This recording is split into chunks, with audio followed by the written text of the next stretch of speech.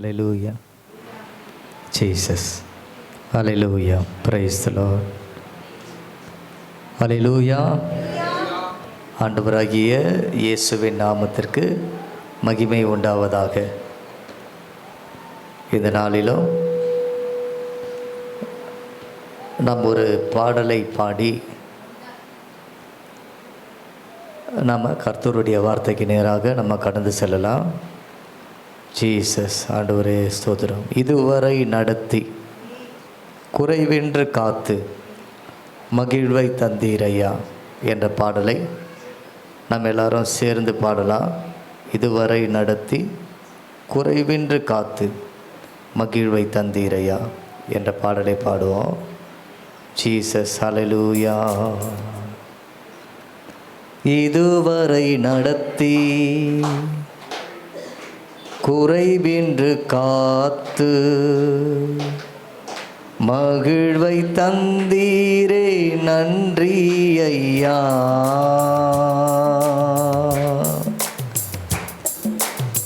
இதுவரை நடத்தி குறைவின்றி காத்து மகிழ்வை தந்தீரே நன்றி ஐயா. சேர்ந்து இதுவரை நடத்தி குறைவின்றி காத்து மகிழ்வை தந்தீரே நன்றி ஐயா. தண்ணீரை கடந்தேன், சோதனை ஜெயித்தேன், மதிலை தாண்டினேன் கும்பலத்தாமே. தண்ணீரை கடந்தேன், சோதனை ஜெயித்தேன், மதிலை தாண்டினேன் கும்பலத்தான். எல்லோரும் சேர்ந்து நன்றி நன்றி ஐயா. உம்மை உயர்த்திடுவே. சேர்ந்து சொல்லுவோமா? நன்றி நன்றி ஐயா. உம்மை உயர்த்திடுவே.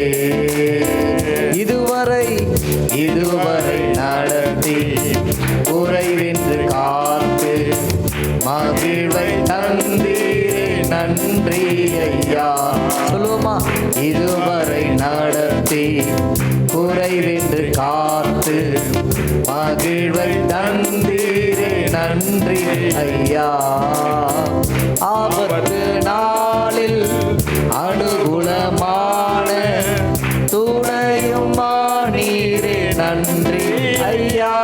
ஆமென். ஆபத்து நாளில் அனுகூலமான துணையும் நீரே நன்றி ஐயா. நன்றி நன்றி ஐயா. உம்மை உயர்த்திடுவே.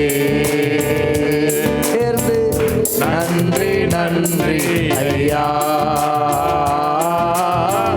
உம்மை உயர்த்திடுவே. அபிஷேகம் தந்து வரங்களை ஈர்ந்து பயன்பட செய்தீரே நன்றி ஐயா. அபிஷேகம் தந்து வரங்களை ஈர்ந்து பயன்பட செய்தீரே நன்றி ஐயா. நன்றி நன்றி ஐயா. உம்மை உயர்த்திடுவே. நன்றி நன்றி நன்றி ஐயா. உம்மை உயர்த்திடுவே. கிருபைகள் தந்து ஊழியம் தந்து உயர்த்தி வைத்தீரே நன்றி ஐயா. கிருபைகள் தந்து ஊழியம் தந்து உயர்த்தி வைத்தீரே நன்றி ஐயா. நன்றி நன்றி ஐயா. உம்மை உயர்த்திடுவே. சொல்லுவோமா? நன்றி நன்றி ஐயா. உம்மை உயர்த்திடுவே. எல்லோரும் சேர்ந்து இதுவரை நடத்தி குறைவின்றி காத்து மகிழ்வை நன்றி ஐயா. இதுவரை நடத்தி குறைவின்றி காத்து மகிழ்வை தந்தீரே நன்றி ஐயா. இதுவரை நடத்தி குறைவின்றி காத்து மகிழ்வை தந்தீரே நன்றி ஐயா. எல்லோரும் சேர்ந்து இதுவரை நடத்தி குறைவின்றி காத்து மகிழ்வை தந்தீரே நன்றி ஐயா. நன்றி நன்றி ஐயா. நன்றி நன்றி ஐயா. உம்மை உயர்த்திடுவே. நன்றி நன்றி நன்றி ஐயா. உம்மை உயர்த்திடுவே. எல்லோரும் சேர்ந்து நன்றி நன்றி ஐயா.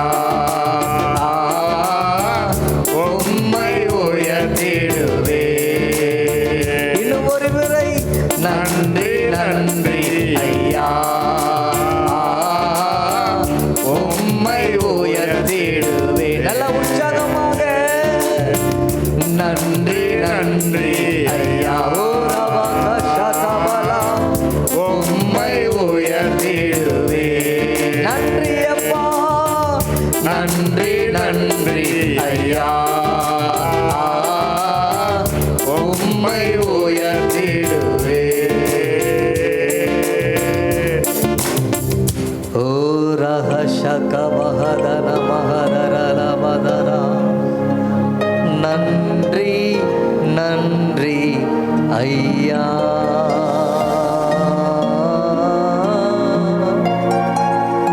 உம்மை உயர்த்திடுவே.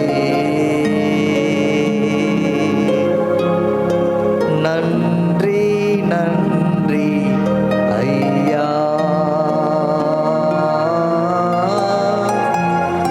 உம்மை உயர்த்திடுவே. ஹல்லேலூயா ஹல்லேலூயா.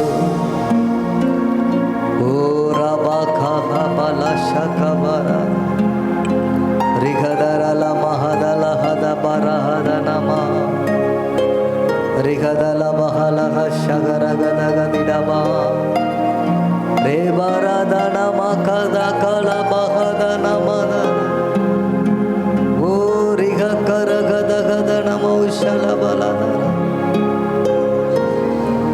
ஆவியானவரே மக்கு ஸ்தோத்திரம் ஸ்தோத்திரம் ஸ்தோத்திரம். ஆவியானவரே மக்கு ஸ்தோத்திரம் வா. ஆவியானவரே ஸ்தோத்திரம் ஸ்தோத்திரம் ஸ்தோத்திரம். உங்க நாமம் மகிமைப்படட்டும். இயேசுவின் மூலம் வேண்டிக் கொள்ளுகிறோம் நல்ல பிதாவே. ஆமென் ஆமென். ஹல்லேலூயா. ஆண்டவருடைய நாமத்திற்கு மகிமை உண்டாவதாக. இந்த நாளிலும் நாம் தியானிக்க எடுத்துக்கொண்ட வேத வசனம் என்னவென்றால் சங்கீதங்களின் புத்தகம் 121 சங்கீதம். சங்கீதம் 121 2ஆம் வசனத்தை நாம் பார்ப்போம் என்றால், வானத்தையும் பூமியையும் உண்டாக்கின கர்த்தரிடத்தில் இருந்து எனக்கு ஒத்தாசை வரும். ஹல்லேலூயா ஹல்லேலூயா. நாம் எல்லோரும் சொல்லுவோமா? வானத்தையும் பூமியையும் உண்டாக்கின கர்த்தரிடத்திலிருந்து எனக்கு ஒத்தாசை வரும். ஹல்லேலூயா. நம்முடைய சகாயம் வானத்தையும் பூமியையும் உண்டாக்கின கர்த்தருடைய நாமத்தில் உள்ளது என்று நாம் வேதத்தில் காண முடியும். ஆண்டவர் வானத்தையும் பூமியையும் உண்டாக்கினவர். நாம் வேதத்தினுடைய ஆரம்ப வசனமே, ஆதியிலே தேவன் வானத்தையும் பூமியையும் சிருஷ்டித்தார். இப்போ ஆண்டவர் அந்த வானத்துக்கும் பூமிக்கும் ஒரு கனெக்ஷனை ஆண்டவர் கொடுக்கிறார். அநேக இடங்களில் பார்க்கும் பொழுது இந்த வானம் பூமி என்று வரும்பொழுது அது இடையில் கமாவோ புல்ஸ்டாப்போ எதுவும் காணப்படாது. அப்போ ஆண்டவருடைய பார்வையில் இந்த வானமும் பூமியும் ஒன்று போல தான் காணப்படுகிறது. அல்லேலூயா. ஆண்டவருடைய நாமத்துக்கு மகிமை உண்டாவதாக. நேற்றைய தினத்தில் நான் இந்த வசனத்தை தியானிக்கும் பொழுது இந்த வானத்தையும் பூமியையும், இந்த வானமும் இந்த பூமியும் இதனுடைய இந்த வார்த்தையினுடைய ஒரு விளக்கத்தை அல்லது புரிந்து கொள்ளுதலை அல்லது ஒரு ஆழத்தை ஆண்டவர் பார்க்கும்படியாக ஆண்டவர் எனக்கு உதவி செய்தார். அல்லேலூயா. அதாகிலும் வானத்தையும் பூமியையும் உண்டாக்கின கர்த்தரிடத்திலிருந்து எனக்கு ஒத்தாசை வரும். அல்லேலூயா. வானத்தையும் பூமியையும் உண்டாக்கின கர்த்தரிடத்திலிருந்து எனக்கு ஒத்தாசை வரும்.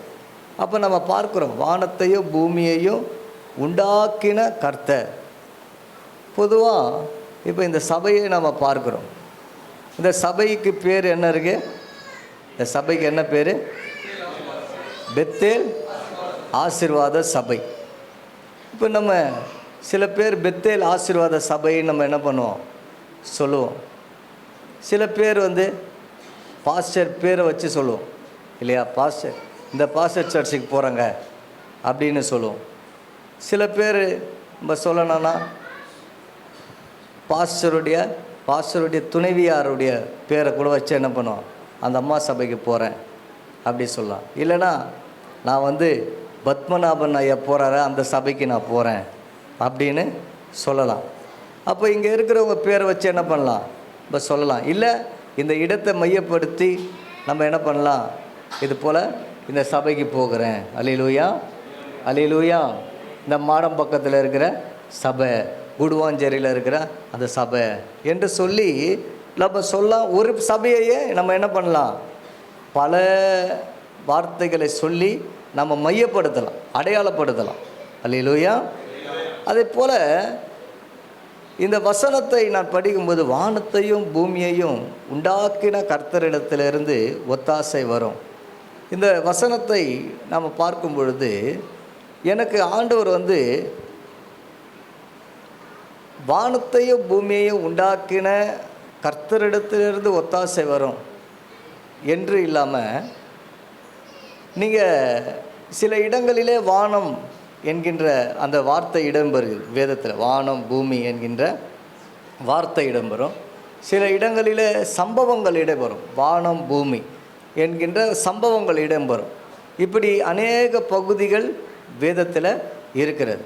நீங்கள் கவனமாக கேட்டால் தான் இந்த வசனம், சம்பவம், இந்த மெசேஜே உங்களுக்கு புரியும். கொஞ்சம் நீங்கள் தவறுனீங்கன்னா இதனுடைய அர்த்தம் உங்களுக்கு புரியாது. அதனால் நீங்கள் எழுதுகிறவங்க என்ன பண்ணணும், எழுதி வைத்து கொண்டால் உங்களுக்கு கொஞ்சம் எளிதாக புரிந்து கொள்ளலாம். இல்லை நீங்கள் இன்னொரு முறை நீங்கள் ப்ரிப்பேரிங் பண்ணும்போது அது உங்களுக்கு விளங்கி கொள்வதற்கு எளிதாக இருக்கும். அல்லேலூயா. இந்த பொதுவாக எளிமையான சத்தியங்கள் இந்த நாளில் நிறைய இடங்களில் பேசப்படுகிறது. பெரிய பெரிய சபைகள் கூட இன்றைக்கி பார்த்திங்கன்னா ரொம்ப ஷார்ட்டாக எளிமையான மெசேஜ் தான் பேசுகிறாங்க. ஏன் அப்படின்னா நிறைய பேருக்கு வசனம் புரிந்து கொள்ளுகிறது கிடையாது. அதனால் பெரிய பெரிய சபை, நான் சொல்கிறது பல ஆயிரம் பேர் வரக்கூடிய சபையெல்லாம் இருந்தால் கூட சரி, ரொம்ப சிம்பிள் மெசேஜ் தான் கொடுக்குறாங்க, எளிமையான மெசேஜை தான் கொடுக்குறாங்க. ஏன் அப்படின்னா இந்த விசுவாசிகள் வசனத்தின் மேலே ஆர்வம் காட்டுகிறது இல்லை, விசுவாசிகளுக்கு வசனம் புரிந்து கொள்வதில்லை என்று அவங்க விளங்கி கொண்டிருப்பாங்கன்னு நினைக்கிறேன். அதனால தான் அப்படி பேச முடிகிறது. அல்லேலூயா. ஆண்டவருடைய நாமத்துக்கு ஸ்தோத்திரம். ஆனால் நான் பொதுவாக இப்படி வெளியே வருவதுக்கு காரணமே என்னென்னா, கொஞ்சம் நல்ல மெசேஜ் கொடுக்கணும் என்பதற்காக தான் நான் வெளியே வரேன். ஏன்னா எங்கள் வீட்டாண்ட நிறைய பேர் பைபிள் கூட படிக்க தெரியாது, பைபிளே படிக்க தெரியாது. அந்த ஜனங்களுக்கு நான் இப்படிலாம் மெசேஜ் எடுத்தேன்னா சுத்தமாக விளங்கவே விளங்காது அவங்களுக்கு. அதனால் அவங்களுக்கு நான் வந்து ரொம்ப சாதாரணமாக கொடுப்பேன். இப்படி வெளியே வந்தால் தான் எனக்குள்ளே ஒரு சந்தோஷம், நமக்குள்ளே இருக்கிற கிருபைகள் வெளிப்படுவதற்கு ஒரு வாய்ப்புகள் கிடைக்கிறதுனால நான் மேக்சிமம் இப்படி வெளியே கொஞ்சம் நல்ல சபைகளுக்கு, கூட்டம் நிறைந்த சபைகளுக்கு நான் புறப்படுகிறேன். ஆண்டவருடைய நாமத்துக்கு மகிமை உண்டாவதாக. அப்போது நீங்கள் பார்ப்பீர்கள் என்றால் நீங்கள் எடுத்துக்கொள்ளுங்கள், மத்தேயு எழுதின சுவிசேஷ புஸ்தகம் 5ஆம் அதிகாரம் 34 மற்றும் 35 ஆகிய வசனத்தை நாம் வாசிக்க கேட்கலாம். மத்தேயு எழுதின சுவிசேஷ புஸ்தகம். நான் உங்களுக்கு சொல்லுகிறேன், நான் உங்களுக்கு சொல்லுகிறேன், பரிசேதம் சத்தியம் பண்ண வேண்டாம், பரிசேதம் சத்தியம் பண்ண வேண்டாம், வானத்தின் பேரில் சத்தியம் பண்ண வேண்டாம், வானத்தின் பேரில் சத்தியம் பண்ண வேண்டாம், அது தேவனுடைய சிங்காசனம், அது தேவனுடைய சிங்காசனம், பூமியின் பேரிலும் சத்தியம் பண்ண வேண்டாம், பூமியின் பேரில் சத்தியம் பண்ண வேண்டாம், அது அவருடைய பாதப்படி, அது அவருடைய பாதப்படி, எருசலேமின் பேரிலும் சத்தியம் பண்ண வேண்டாம், எருசலேமின் பேரில் சத்தியம் பண்ண வேண்டாம், அது மகாராஜாவினுடைய நகரம், அது மகாராஜாவினுடைய நகரம். 34ஆம் வசனத்தை மறுபடியும் ஸ்கிரீனில் போடுங்க. ஸ்கிரீனில் 34 கவனிங்க, படிக்காதீங்க, நல்லா கவனிங்க. இப்போது இந்த வசனத்தை நம்ம பார்க்குறோம். நான் உங்களுக்கு சொல்லுகிறேன், பரிசேதம் பேரில் சத்தியம் பண்ண வேண்டாம். இங்கே என்ன பண்ணுற பிறகு எல்லாரும் சொல்லாமா? சத்தியம் பண்ண வேண்டாம், அது தேவனுடைய சிங்காசனம். நல்லா கவனிங்க, வானத்தின் பேரில் சத்தியம் பண்ண வேண்டாம், அது தேவனுடைய சிங்காசனம். அப்போ வானம் என்பது அதுக்கு அர்த்தம் என்னவா இருக்கு? இங்கே தேவனுடைய சிங்காசனம். நல்லா புரிஞ்சுக்குங்க. அப்போ வானத்தை அது விட்டுருங்க. அது வந்து சங்கீதம் 121:2 இருக்குது. அந்த வானத்தை அதனுடைய நேம் வந்து அங்கேயே இருக்கட்டும். இப்போ அந்த நேமில் நம்ம பார்த்தோன்னா ரெண்டுமே ஜாயிண்டிங் தான் வரும். இதுக்கு வந்து கலப்பு உபதேசம்லாம் கிடையாது. நம்ம கொஞ்சம் விளங்கி கொள்றதுக்காக தான் நான் சொல்கிறேன். வானத்தின் பேரில் சத்தியம் பண்ண வேண்டாம், அது தேவனுடைய சிங்காசனம். அப்போ வானம் என்பது எதை காண்பிக்கிறது? தேவனுடைய சிங்காசனம். ஓகேங்களா? வானம் என்பது தேவனுடைய சிங்காசனம். இப்போ நல்லா புரிஞ்சுங்க, வானம் என்பது எது? தேவனுடைய சிங்காசனம். புரிஞ்சுக்கினீங்க இல்லையா? அதை அப்படியே எழுதி வச்சுக்கோங்க. நெக்ஸ்ட்டு வசனம் போடுங்க. அடுத்த வசனம் 35. இப்போ பாருங்கள், பூமியின் பேரில். இப்போ பூமி நம்ம அந்த வசனத்தை பார்த்தோம்ல, வானமும் பூமியும் உண்டாக்கின கர்த்தரிடத்திலிருந்து எனக்கு ஒத்தாசை வரும். அப்போ இங்கே பூமி போட்டிருக்கு, சரிங்களா? பூமி. இப்போ பூமி வந்து நீங்கள் பார்த்தீங்கன்னா பூமியின் பேரில் சத்தியம் பண்ண வேண்டாம், அது அவருடைய பாதப்படி. ஓகேங்களா? இப்போ பூமி என்பது எதுக்கு அடையாளமாக இருக்குது? அவருடைய பாதப்படிக்கு அடையாளமாக இருக்குது. ஓகே. அப்போது வானம் என்பது எதுக்கு அடையாளமாக இருந்தது? தேவனுடைய சிங்காசனம். அப்போது நல்லா கவனிங்க. இப்போ குறிப்பு பாயிண்ட்டு நான் நோட் பண்ணிங்க. தேவனுடைய சிங்காசனத்திலிருந்து தேவனுடைய மகாராஜாவினுடைய நகரம், அது பாதப்படி ஒன்று. இங்கே சொல்லப்போது எருசலேமின் பேரை சத்தியம் பண்ண வேண்டாம், அது மகாராஜாவினுடைய நகரம். அப்போ பூமி மகாராஜாவினுடைய நகரம் என்ன ஆகுது? ஒன்றாக மாறுகிறது. அப்போ நல்லா கவனிங்க. அப்போது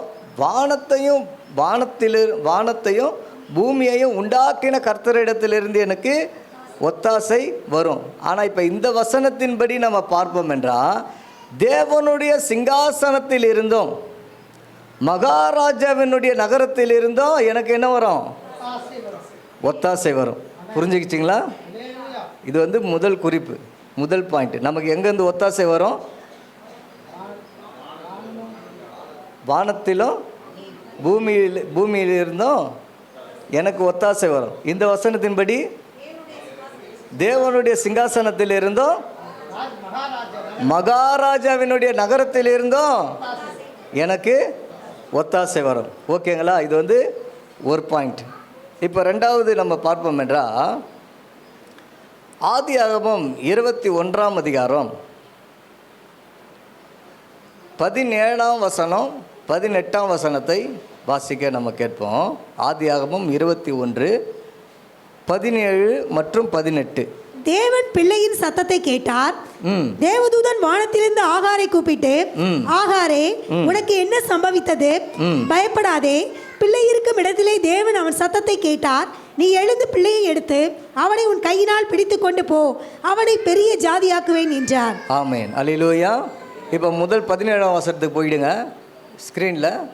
இப்போ நீங்கள் பார்த்தீங்கன்னா தேவன் பிள்ளையினுடைய சத்தத்தை கேட்டார். தேவ தூதன் வானத்திலிருந்து ஆகாரை கூப்பிட்டு, அல்லேலூயா. அப்போ இங்கே பார்க்குறோம் வானத்திலிருந்து என்று நம்ம பார்க்குறோம். அப்போ அந்த வானத்திலிருந்து நம்ம பார்த்தோன்னா அவர் வானத்திலிருந்து பார்க்குறார், ஆகாரை பார்க்குறார். அப்போது தேவனுடைய பார்வையிலிருந்து, அல்லேலூயா, தேவனுடைய பார்வையிலிருந்து இந்த அவங்க பூமியில் பார்க்குறாரு. அதான் சொன்ன சம்பவம், சிலது வசனமாக வரும், சிலது சம்பவமாக வரும். ஆகாரை பார்த்து என்ன சொல்கிறாருன்னு பார்த்தீங்கன்னா, ஆகாரை வழி நடத்துகிறார். அல்லேலூயா. அப்போது தேவனுடைய பார்வையில் இருந்தும், நோட் பண்ணிக்கிறவங்க தான் புரியும், மீண்டும் சொல்லிட்டேன், நீங்கள் நோட் பண்ணால் தான் புரியும். அப்போ தேவனுடைய பார்வையில் இருந்தும், தேவனுடைய வழி நடத்துதலிருந்தும் எனக்கு ஒத்தாசை வரும். அல்லேலூயா சொல்லமா. தேவனுடைய பார்வையில் இருந்தும் தேவனுடைய வழி நடத்துதலிருந்தும் எனக்கு என்ன வரும்? ஒத்தாசை வரும். அப்போ முதல்ல 2 பாயிண்ட் சொல்லியாச்சு. 3வது பாயிண்ட் குறிச்சிக்குங்க.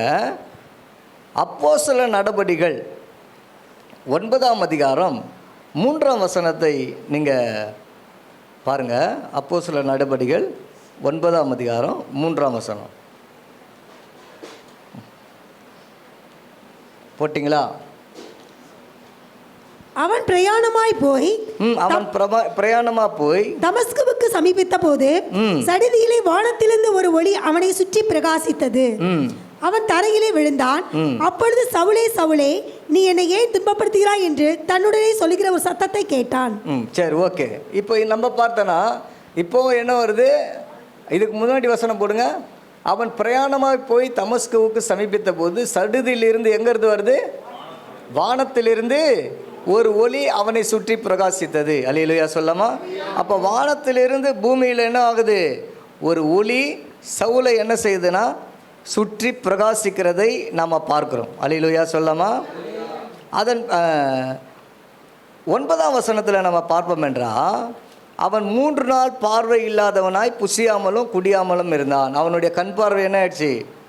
விலகிடுச்சு. அப்போது இந்த குறிப்புக்கு என்ன அர்த்தம்னா, தேவனுடைய ஒளியில் இருந்து, அல்லேலூயா சொல்லமா, தேவனுடைய ஒளியில் இருந்து, தேவனுடைய சிச்சையில் இருந்து ஒத்தாசை வரும். அல்லேலூயா. தேவனுடைய ஒளியிலிருந்து, தேவனுடைய சிச்சையிலிருந்து ஒத்தாசை வரும். எத்தனை பேர் புரிஞ்சுக்கிற? 3 காரியம் சொல்லியிருக்கேன். இப்போ நான் கேட்பேன், உங்ககிட்ட கேட்பேன், நீங்கள் தான் சொல்லணும். இப்போ 4வதாக நம்ம ஒரு காரியத்துக்கு போவோம். மத்தேயு எழுதின சுவிசேஷ புஸ்தகம் 27ஆம் அதிகாரம். மத்தேயு எழுதின சுவிசேஷ புஸ்தகம் 27ஆம் அதிகாரம் 46ஆம் வசனத்தை வாசிங்க.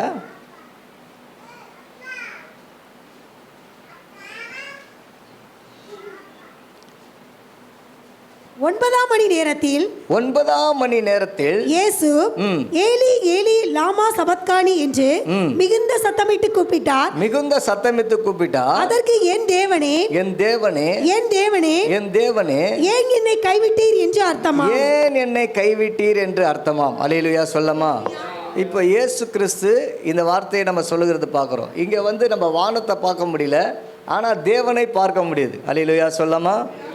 அப்போ தேவனை ஆண்டவர் என்ன பண்ணுறாருன்னா வானத்தை நோக்கி தான் கூப்பிடுறார். தேவனே, தேவனே, நீர் ஏன் என்னை கைவிட்டீர்? அல்லேலூயா சொல்லமா. அப்போ தேவனுடைய ஒப்பு கொடுத்ததில் இருந்தும் தேவனுடைய சித்தத்தில் இருந்தும் ஒத்தாசை வரும். அல்லேலூயா சொல்லமா. அல்லேலூயா. இப்போ 4 காரியம் சொல்லியிருக்கிறேன், புரிஞ்சிருக்கும்னு நினைக்கிறேன். அல்லேலூயா. நல்லா கவனிங்க. வேதத்தை நீங்கள் கொஞ்சம் இப்படி கவனிக்காவிட்டால் உங்களுக்கு இந்த காரியம் புரியாது. அல்லேலூயா. இப்போ 4 காரியம் சொன்னேன் இல்லையா? முதல் வசனம் என்ன சொன்னேன்? வானத்தையும் பூமியையும் உண்டாக்கின கர்த்தரிடத்திலிருந்து எனக்கு ஒத்தாசை வரும். இப்போ முதல் காரியம், இப்போ வானமும் பூமியும் எதற்கு அடையாளமாக இருக்கிறது என்பதை என்ன பண்ண ஒரு 4 காரிய வசன பகுதியிலிருந்து நாம் பார்த்தோம். அப்போ 4ஐயும் நம்ம பார்க்கலாமா? எல்லோரும் சொல்ல முடியுங்களா? சொல்ல முடிஞ்சவங்க சொல்லுவாங்களா? பார்க்கலாம். முதலாவது எங்கேருந்து நமக்கு ஒத்தாசை வருகிறது? தேவனுடைய சிங்காசனத்தில் இருந்தோம்,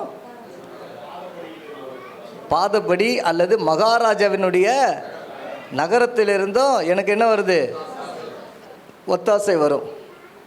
ரெண்டாவது ஆதியாகமம் 21:17-18 பார்த்தோம். தேவனுடைய பார்வையில் இருந்தோம்.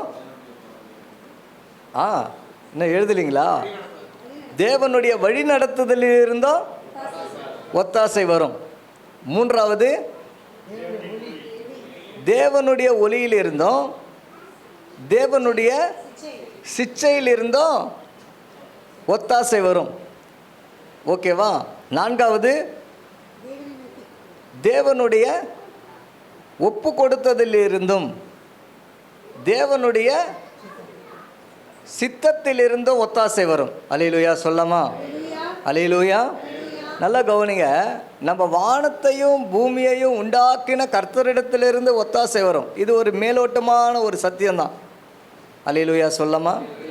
ஆனால் அதில் உள்ள ஒரு ஆழத்தையும் விளக்கத்தையும் புரிந்து கொள்ளுதலையும் ஆண்டவர் என்ன பண்ணுறாரு? இந்த ஒரு 4 வசனத்தின் மூலியமாய் கொடுக்குறாரு. இன்னும் பல வசனங்கள் இருக்குது வேதத்தில். வானத்தை மையப்படுத்தி பூமியை மையப்படுத்தி பல வசனங்கள் நமக்கு கொடுக்கப்பட்டிருக்கு. அல்லேலூயா சொல்லாமா? இப்போ இந்த 4ஐயும் என்ன பண்ணுங்க, ஒரு பக்கத்தில் நீங்கள் எழுதி வச்சிருக்கலாம், எழுதி வச்சிருக்காக ஸ்தோத்திரம். ஆனால் இப்போ இந்த 4ல் இருந்து தான் நம்ம இன்றைக்கி செய்தியை நம்ம என்ன பண்ண போகிறோம்? நம்ம பார்க்க போகிறோம். அல்லேலூயா சொல்லாமா? இது ஒரு பைபிள் ஸ்டடியாக போல, பைபிள் ஸ்டடி தான், இது ஸ்டடி போல தான் இது இருக்கும். அல்லேலூயா. ஆனால் ரொம்ப டீப்பாக இல்லை, கொஞ்சம் நான் மேலோட்டமாக என்ன பண்ணுறேன், நான் பேசுகிறேன். அல்லேலூயா. ஆண்டவருடைய நாமத்திற்கு மகிமை உண்டாவதாக. அப்போது முதலாவது மத்தேயு 5:34-35 நம்ம பார்த்தோம். தேவனுடைய சிங்காசனத்தில் இருந்தும் மகாராஜாவினுடைய நகரத்தில் இருந்தும் நமக்கு என்ன வரும்? நமக்கு என்னங்க வரும்? ஒத்தாசை வரும். அல்லேலூயா. சரி, முதலாவது இந்த தேவனுடைய சிங்காசனம் என்பது எதை காண்பிக்கிறது என்பதை குறித்து நம்ம பார்த்துடலாம். வெளிப்படுத்தினல் விசேஷம் 7ஆம் அதிகாரம் 15ஆம் வசனத்தை எடுத்துக்கொள்ளுங்கள். வெளிப்படுத்தினல் விசேஷம் 7ஆம் அதிகாரம் 15ஆம் வசனம். ஆனபடியால் இவர்கள் தேவனுடைய சிங்காசனத்திற்கு முன்பாக இருந்து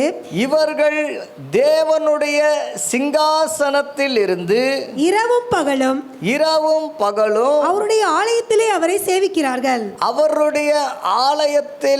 அவரை சேவிக்கிறார்கள். சிங்காசனத்தின் மேல் வீற்றிருக்கிறவர் இவர்களுக்குள்ளே வாசமாயிருப்பார். இவர்கள் இனி பசி அடைவதும் இல்லை, இனி தாகம் அடைவதும் இல்லை, வெயிலாவது உஷ்ணமாவது இவர்கள் மேல் படுவதும் இல்லை. சிங்காசனத்தில் மத்தியில் இருக்கிற ஆட்டுக்குட்டியானவரே இவர்களை மேய்த்து இவர்களை ஜீவ தண்ணீருள்ள ஊற்றுகள் அண்டைக்கு நடத்துவார். தேவன் தாமே இவருடைய கண்ணீர் யாவையும் துடைப்பார். கண்ணீர் யாவையும் துடைப்பார் என்றான். அல்லேலூயா சொல்லாமா? அல்லேலூயா. அப்ப தேவனுடைய சிங்காசனம் என்பது எதை காண்பிக்கிறது என்றால் அது ஆலயத்தை காண்பிக்கிறதா இருக்கிறது. அல்லேலூயா சொல்லாமா? அப்ப நம்ம முதல் பாயிண்ட் சொன்ன நல்ல கவனிங்க. தேவனுடைய சிங்காசனத்தில் இருந்து, அல்லேலூயா, தேவனுடைய சிங்காசனத்தில் இருந்து. அப்போ தேவனுடைய சிங்காசனம் என்பது எதை காண்பிக்கிறது? ஆலயத்தை காண்பிக்கிறது. அல்லேலூயா சொல்லாமா? அப்போ தேவனுடைய சிங்காசனமாகிய ஆலயத்திலிருந்து ஆண்டவர் என்ன பண்ணுகிறார் என்றால் நமக்கு அநேக ஆசீர்வாதங்களை ஆண்டவர் வைத்திருக்கிறார், ஒத்தாசை செய்கிறார். அல்லேலூயா சொல்லாமா? அவர் என்னென்ன விதமான ஒத்தாசைகளை செய்கிறார் என்று நாம் வெளிப்படுத்தினல் விசேஷம் 7ஆம் அதிகாரம் 15ஆம் வசனத்திலிருந்து பார்க்கிறோம்.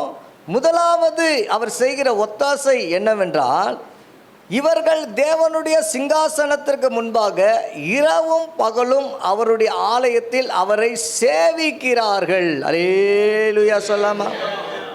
அப்போ இரவும் பகலும் அவருடைய ஆலயத்தில் சேவிக்கிறது ஒரு ஒத்தாசை. அல்லேலூயா சொல்லாமா? அப்போ எனக்கு ஒத்தாசை வேணுங்க, எனக்கு உதவி வேணும். அப்போ என்ன உதவி ஆண்டவர் தர விரும்புகிறார் என்றால், நீ இரவும் பகலும் என்ன செய்ய முடியும்? அவரை நீங்கள் சேவிக்க முடியும். அல்லேலூயா சொல்லாமா? இரவும் பகலும் அவரை சேவிக்க முடியும். அது ஆண்டவர் நமக்கு தருகிற ஒத்தாசைகளிலே ஒன்று. அடுத்ததாக பார்க்குறோம், அவர் என்ன பண்ணுறாருனா அவங்களுக்குள்ளே வாசமாக இருக்கிறார். நமக்குள்ளே என்ன பண்ணுகிறவராக இருக்கிறார்னா வாசமாக இருக்கிறவராக இருக்கிறார். அல்லேலூயா சொல்லாமா? அவர் வாசம் பண்ணுகிறார். அது ஒரு ஒத்தாசையாக காணப்படுகிறது.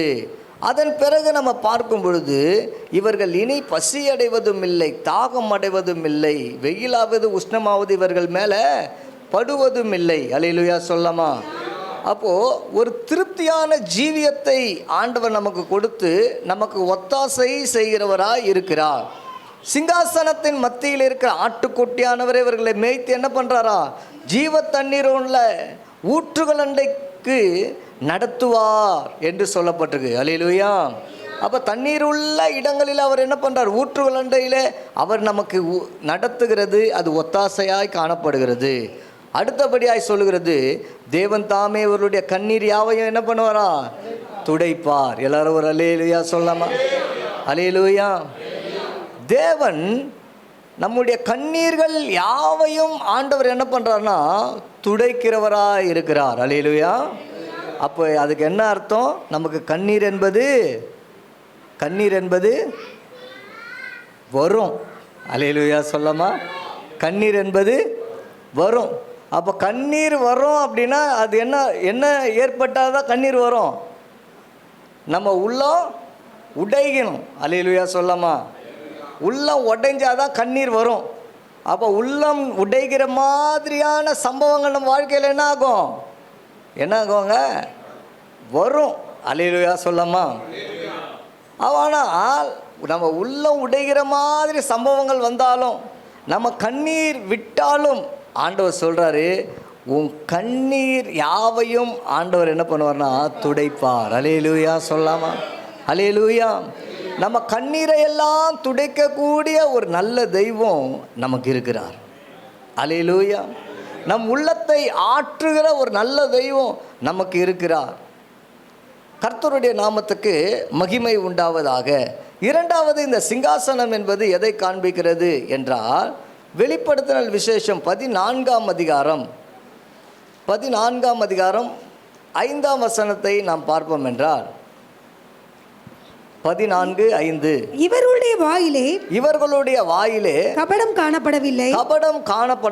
இவர்கள் தேவனுடைய சிங்காசனத்திற்கு முன்பாக மாசில்லாதவர்களாய் இருக்கிறார்கள். எல்லாரும் ஒரு அல்லேலூயா சொல்லாமா? அப்போ அந்த சிங்காசனம் என்பது எதற்கு அடையாளம் என்றால், பரிசுத்தத்திற்கு அடையாளமாக காணப்படுகிறது. அல்லேலூயா. மாசில்லாதவர்களாய் இருக்கிறார்கள். யார் தேவனுடைய சிங்காசனத்தின் மத்தியிலே வருகிறார்களோ அவர்களுக்குள்ள என்ன காணப்படாது என்றால் மாசு காணப்படாது. அவங்களுக்குள்ள என்ன காணப்படுகிறது என்றால் பரிசுத்தத்தை ஆண்டவர் உண்டு பண்ணுகிறவராக இருக்கிறார். அல்லேலூயா சொல்லலாமா? ஆகையினால தான் சரி, நம்ம வேலை செய்யலாம், அல்லது நம்ம வெளியூர்களுக்கு பயணம் செய்யலாம், நாம் மற்ற இடங்களுக்கு நம்ம செல்லலாம். ஆனால் நாம் வரக்கூடிய முக்கியமான ஸ்தலம் எதுவாக இருக்க வேண்டும் என்றால் தேவ சந்நிதியாக காணப்பட வேண்டும். அல்லேலூயா. தேவனுடைய வார்த்தையை நம்ம கேட்கிறவர்களாய் நம்ம காணப்பட வேண்டும். ஏனென்றால் அவருடைய வார்த்தையானது நம்ம என்ன செய்யும்? நம்மை பரிசுத்தப்படுத்தும். வார்த்தையாகிய தேவன் என்ன செய்வார்னா நம்மை பரிசுத்தப்படுத்தி நம்மை அவருடைய ஏற்றாற்போல நம்ம உள்ள மாசுகளை எல்லாம் அவர் நீக்குகிறவர்களாக அவர் காணப்படுகிறார். அல்லேலூயா சொல்லாமா? அல்லேலூயா. அப்போ தேவனுடைய சிங்காசனத்தில் இருந்தும் நமக்கு ஒத்தாசை வரும். மகாராஜாவினுடைய நகரத்தை குறித்து நம்ம பார்ப்போம் என்றால், சங்கீதங்களின் புஸ்தகம் 48வது சங்கீதம், சங்கீதம் 48 1 படிங்க. கர்த்தர் பெரியவர், கர்த்தர் பெரியவர், அவர் நமது தேவனுடைய நகரத்திலும், அவர் தேவனுடைய நகரத்திலும், தமது பரிசுத்த பர்வதத்திலும், தமது பரிசுத்த பர்வதத்திலும் மிகவும் துதிக்கப்படத்தக்கவர், மிகவும் துதிக்கப்படத்தக்கவர். வடதிசையில் உள்ள சீயோன் பர்வதம் வடிப்பான ஸ்தானமும் சர்வபூமி மகிழ்ச்சியுமாய் இருக்கிறது. அதுவே மகாராஜாவின் நகரம், அதுவே மகாராஜாவினுடைய நகரம், அதன் அரண்மனைகளின் தேவன் உயர்ந்த அடைக்கலமாக அறியப்பட்டிருக்கிறார். ஆமீன், அல்லேலூயா சொல்லமா. அப்போ இங்கே நம்ம பார்க்கும் பொழுது இந்த மகாராஜாவினுடைய நகரம் என்று இங்கே நம்ம சொல்லப்படுகிறது. இங்கே என்ன சொல்லப்படுகிறதுனா, முதல் வசனத்திலிருந்து கர்த்தர் பெரியவர், அவர் தமது தேவனுடைய நகரத்திலும் தமது பரிசுத்த பர்வதத்திலும் மிகவும் துதிக்கப்படத்தக்கவர். அல்லேலூயா சொல்லமா. அவர் துதிக்கப்படத்தக்கவர். இரண்டாவதாக சொல்லப்பட்டுகிறது, வடதிசையில் உள்ள சீயோன் பர்வதம் வடிப்பான ஸ்தானமும் சர்வ பூமியின் மகிழ்ச்சியாக இருக்கிறது. அல்லேலூயா சொல்லமா. அது மகிழ்ச்சியுமாக இருக்கிறது. அப்போது ஆண்டவருடைய அந்த மகாராஜாவினுடைய நகரம் எப்படிப்பட்டது? துதியினால் நிறைந்தது. அடுத்ததாக பார்க்கும்பொழுது அது மகிழ்ச்சிக்குரியதாய் காணப்படுகிறது.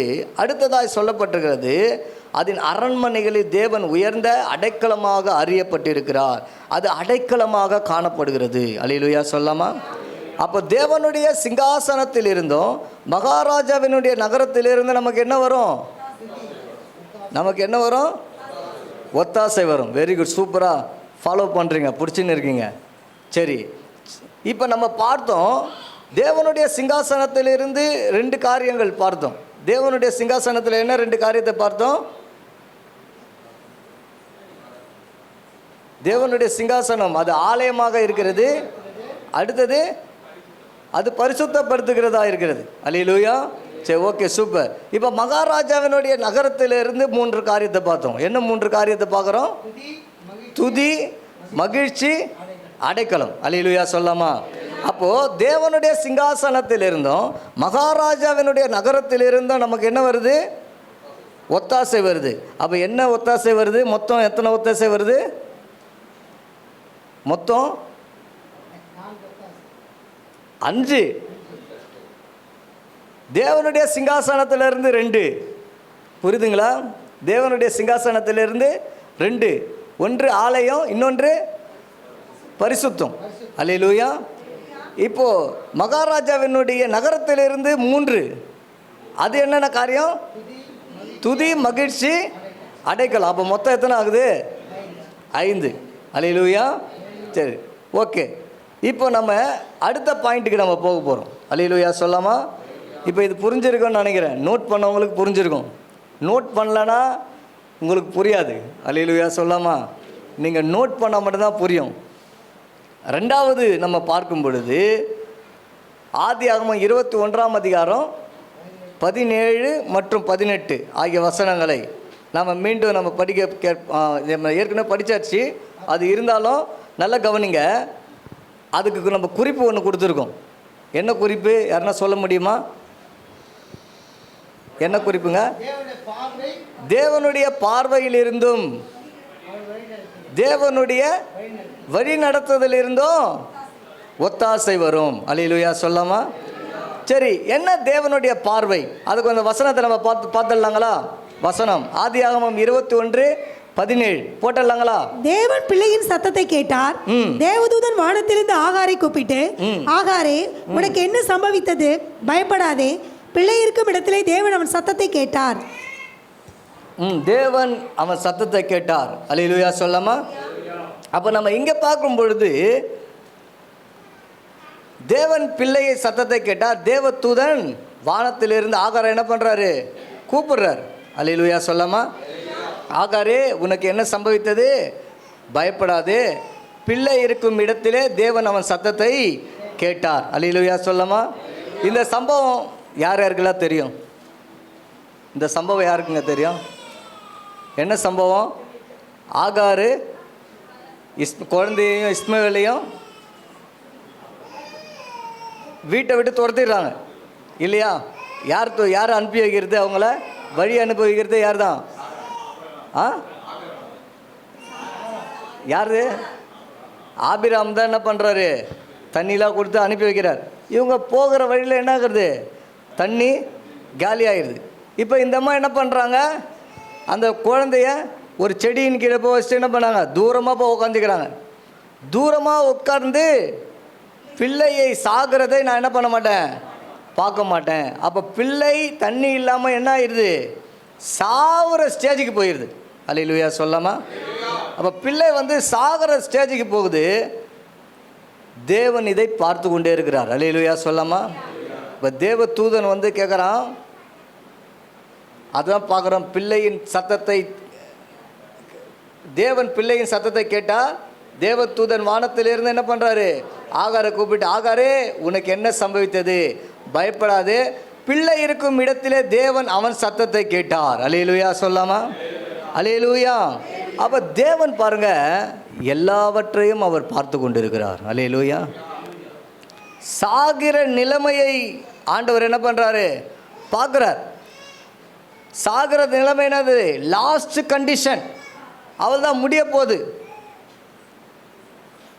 இவளுக்கு யாரால வாழ்க்கை கிடைத்ததோ, இவளுக்கு யார் வாழ்க்கை கொடுத்தார்களோ, இவள் எந்த இடத்துல வாழ்ந்தாலோ அந்த இடத்துல இருந்து இவர் முற்றிலுமாக தள்ளப்படுகிறார். அல்லேலூயா. இப்போ இவ போய் பார்க்குற இடம் எப்படிப்பட்டனா? Empty place. இவளுக்கு இருந்த ஒரே ஒரு துணை யாருன்னா ஒரே ஒரு குழந்தை தான். இப்போ அந்த குழந்தைய என்ன ஆகுது? சாகிற கண்டிஷன். அந்த குழந்தைய ஓரமாக வச்சிடுறா. இவ ஓரமாக உட்காந்து அழுகுறான். எப்படிப்பட்ட நிலையாக இருக்குன்னு கொஞ்சம் யோசித்து பாருங்கள். இடமும் பார்த்தீங்கன்னா வனாந்தரம். உதவி செய்வதற்கு யாருமே கிடையாது. இவளுக்கு உதவி என்று செய்யப்பட வேண்டும் என்றால் ஒரே ஒருவர் தான் செய்ய முடியும். அது கடவுள் மட்டும்தான். அல்லேலூயா சொல்லாமா? ஆண்டவர் மட்டும்தான் செய்ய முடியும். அப்படிப்பட்ட சூழ்நிலையிலே, அப்படிப்பட்ட பாதையிலே ஆண்டவர் நம்மை வழிநடத்துவார். நமக்கு உதவி செய்ய ஒரு பக்கத்தில் பார்க்கும்போது நல்ல இடம், நல்ல வாழ்க்கை, நல்ல மனுஷன், நல்ல ஆசீர்வாதங்கள், நன்மைகள் எல்லாமே கடந்தது. வாழ்க்கையே எப்படி ஆயிடுச்சு? ஏசியில் போகிற மாதிரி ஆயிடுச்சு. நல்லா குழு குழுன்னு இருக்குது. ஆனால் இப்போ முற்றிலுமாக அப்படியே புரட்டி போட்டாது போல ஒரு நிலைமை. இப்போ எங்கே இருக்கிறான்னு பார்த்தீங்கன்னா, யாருமே இல்லாத ஒரு சூழ்நிலையில், எதுவுமே இல்லாத ஒரு சூழ்நிலையில் சாவை பார்க்க வேண்டிய ஒரு பரிதாபமான நிலைமை. ஆனால் தேவன் அதை பார்த்து கொண்டிருக்கிறார். அல்லேலூயா சொல்லாமா? தேவன் நம்ம எல்லா சூழ்நிலைகளிலும் அவர் பார்க்கிறவராக இருக்கிறார். அல்லேலூயா. தேவன் பார்த்துட்டு என்ன செய்கிறாருன்னு பார்த்தீங்கன்னா, 18ஆம் வசனத்தை பார்த்தீங்களா? 18ஆம் வசனம். நீ எழுந்து பிள்ளையை எடுத்து, நீ எழுந்து, நல்ல கவனிங்க. பிள்ளையை எடுத்து அவனை உன் கையினால் பிடித்து கொண்டு போ. அவனை உன் கையினால் பிடித்து கொண்டு போ. அவனை பெரிய ஜாதியாக்குவேன் என்றார். அவனை பெரிய ஜாதியாக்குவேன் என்றார். எல்லாரும் கரங்களை தட்டி நம்ம ஆண்டவர் நம்ம மகிமைப்படுத்தலாமா? பாருங்க எப்படிப்பட்ட ஒரு சூழ்நிலை பாருங்க. ஒரு பிள்ளைய சாக போகிற பிள்ளைங்க, சாக போகிற லாஸ்ட்டு அவள் தான். ஆனால் ஆண்டவர் சொல்கிறாரு, நான் அவனை பெரிய ஜாதியாக்குவேன் அப்படின்ற. அல்லேலூயா சொல்லாமா? ஏங்க டெத்து அவ்வளோதான். அம்மாவுக்கு தெரிஞ்சிடுச்சு தன் பிள்ளைக்கு என்னது, அவ்வளோதாங்க, உயிர் போக போகுதுங்க. தூரமாக வச்சிட்டா, தூரமாக வச்சுட்டு பார்க்குறா. என் பிள்ளை சாவறதை நான் பார்க்க மாட்டேன். அந்த சுச்சுவேஷன் எப்படி இருக்கும் கொஞ்சம் யோசித்து பாருங்கள். பிள்ளை சாவறதை நான் பார்க்க மாட்டேன், அந்த மாதிரி சுச்சுவேஷனு. ஆனால் இப்போ ஆண்டவர் பேசுகிறாரு, அந்த பிள்ளையை நீ என்ன பண்ணு, உன் கையில் பிடிச்சு கொண்டு போ. அல்லேலூயா சொல்லாமா? பிடிச்சு கொண்டு போ, அவனை நான் பெரிய ஜாதியாக்குவேன். அல்லேலூயா சொல்லாமா? செத்து போகக்கூடிய மனுஷனுடைய பார்வை என்னதாம்மா? அவ்வளோதான், அவன் கதை என்னது முடிஞ்சிடுச்சு. அல்லேலூயா சொல்லாமா? மனுஷனுடைய பார்வை எப்படி இருக்குது? அவன் கதை அவ்வளோதான், ஃபினிஷிங். நம்ம நினைக்கலாம், மனுஷகத்தில் நம்ம நினைக்கலாம் இது அவ்வளோதாங்க முடிஞ்சிடுச்சு அப்படின்னு.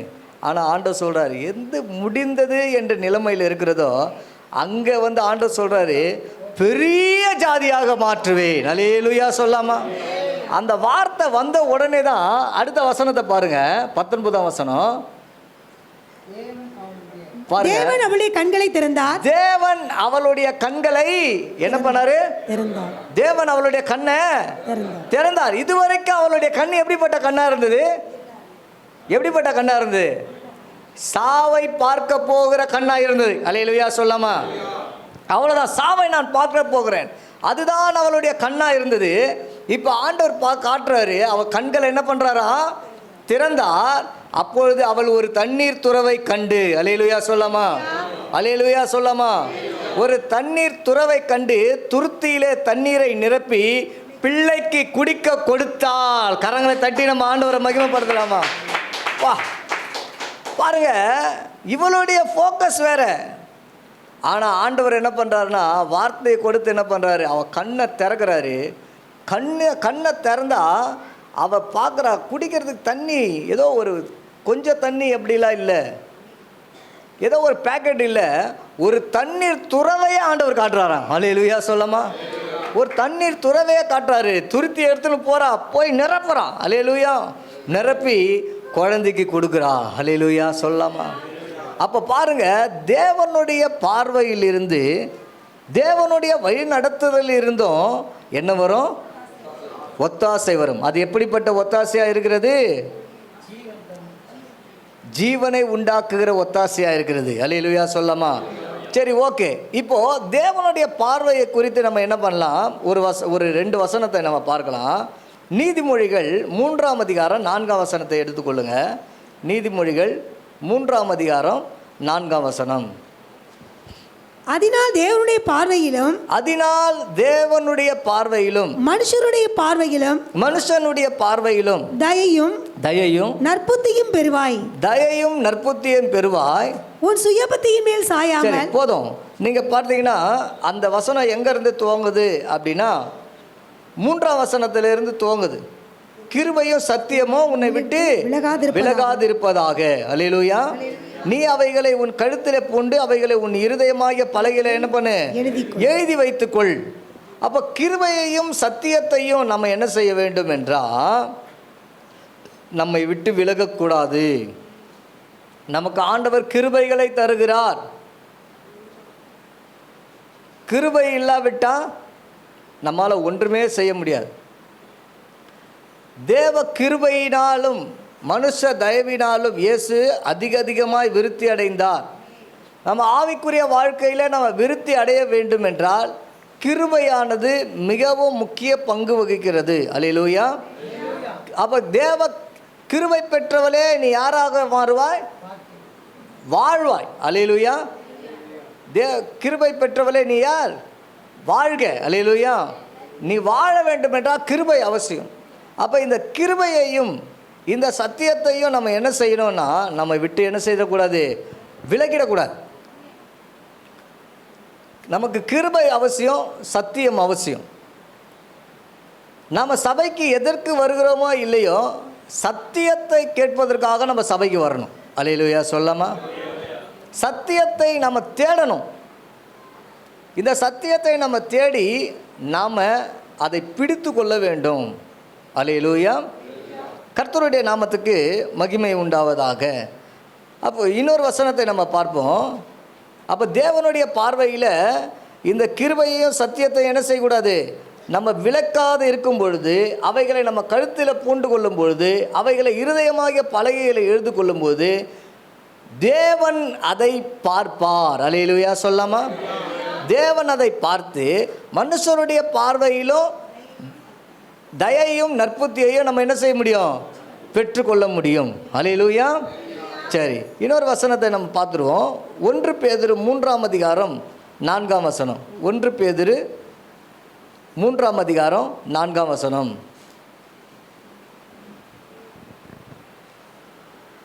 அழியாத அலங்கரிப்பா இருக்கிற, அழியாத அலங்கரிப்பா இருக்கிற, சாந்தமும் அமைதலும் உள்ள ஆவியாகிய, சாந்தமும் அமைதலும் உள்ள ஆவியாகிய, இருதயத்தில் மறைந்திருக்கிற குணமே, இருதயத்தில் மறைந்திருக்கிற குணமே உங்களுக்கு அலங்காரமாய் இருக்க கடவது, உங்களுக்கு அலங்காரமாய் இருக்க கடவது. அதுவே தேவனுடைய பார்வையில் விலையேற பெற்றது. அதுவே தேவனுடைய பார்வையில விலையேற பெற்றது. எல்லாரும் ஒரு அல்லேலூயா சொல்லாமா? அல்லேலூயா. நம்ம எல்லாரும் சேர்ந்து வாசிக்கலாமா? எல்லாரும் சேர்ந்து நீங்கள் எல்லோரும் சேர்ந்து வாசிங்க பார்க்கலாம். அழியாத என்னங்க என்னாச்சு, பசி எடுக்குதா என்ன? நல்லா படிங்க, எல்லாரும் சேர்ந்து படிக்கலாமே.